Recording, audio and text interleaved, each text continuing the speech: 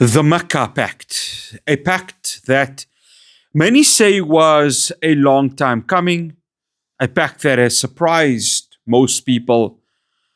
But what is the significance of this pact, which was signed on August the 7th, 2026?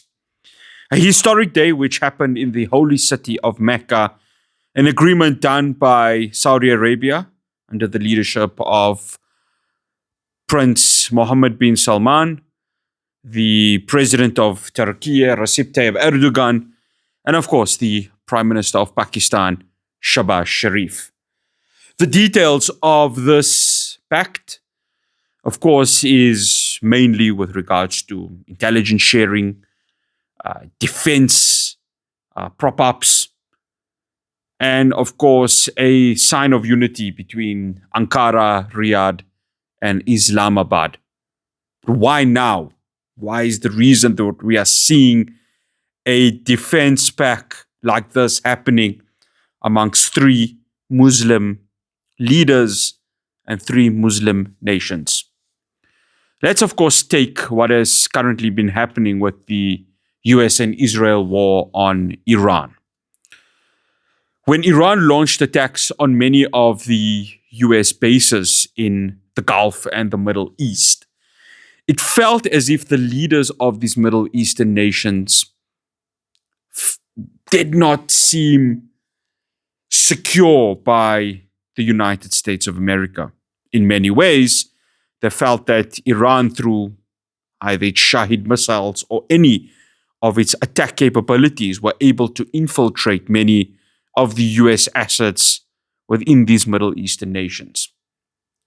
And while that has been happening, countries like China and Russia have been having meetings with Gulf and Middle Eastern nations to strengthen its relationships and, of course, offer its own version of security guarantees. That does not necessarily mean Russia and China are indirectly at war with the United States. It's just strategies that leaders like Xi Jinping and Vladimir Putin would go ahead and actually do. Now, what we see happening here could signify a potential change in the way we see these countries approaching in terms of defending itself against future attacks. On one side of this, one needs to note that Iran's actually welcomed this new Mecca Pact. And also at the same time, the Mecca Pact, through the Turkish Foreign Minister Hakan Fidan, has said that this is no threat to Iran. And Tehran, through its foreign ministry, has said the Mecca Pact is no threat to them. Now, whether or not this plays out in that way remains to be seen. Because what we are seeing is, of course, through Iranian proxies like the Houthis in Yemen and, of course, Hezbollah in Lebanon, which doesn't pose a threat to these nations. But, of course, through the Houthis, there have been fights and battles with Saudi Arabia, especially when it comes to the Bab al-Mandab Strait, which I mentioned in my previous video. The other part to this is whether these very same countries can have a long-lasting relationship with US President Donald Trump.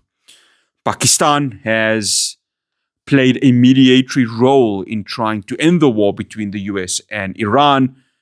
And they've done so in a way which I felt has caught many people by surprise in a very gracious way. So that's, of course, the credit to the likes of General Asim Munir of Pakistan, its Prime Minister Shahbaz Sharif, and, of course, its Interior Minister, Mr. Mohsin Naqvi. Turkey has had a very strong relationship with the United States of America at one stage, and Donald Trump offers a rare occasion of a praise. He has praised President Erdogan of Turkey, especially during the recently concluded NATO summit. And we just saw we've seen the relationship between Trump and Mohammed bin Salman, but of course we don't know what the sort of relationship is at this very moment when we look at the nuclear deal which was potentially about to be signed. But The sort of caveat to that would be Saudi Arabia had to normalize relations with Israel. And currently, Saudi Arabia has made it clear that the only moment or the only time that could be potential normalization would be a recognition of a Palestinian state. And most importantly, the strengthening of the Palestinian state and the sovereignty of that Palestinian state. This nuclear deal has not happened anytime soon. So here comes the other part of this deal here, the potential threat of Israel. Now, do remember that a potential prime minister candidate for Israel, Naftali Bennett, has mentioned on various Israeli media that he sees Qatar as a threat to them. Do remember, it was Israel who launched an attack on a Hamas negotiating team last year in Doha, while negotiations were happening to end the genocide in Gaza. The attack happened there, and Donald Trump, on a very rare occasion, embarrassed the current Israeli Prime Minister Benjamin Netanyahu and told him to phone the Emir of Qatar and apologize. A very rare occasion on that happening. But that does not mean that Israel and Qatar are best of buddies. If we take what Naftali Bennett is saying, and should he win the elections, there comes your potential next attack that Israel may launch. And there have been various Israeli politicians who have threatened Turkey also.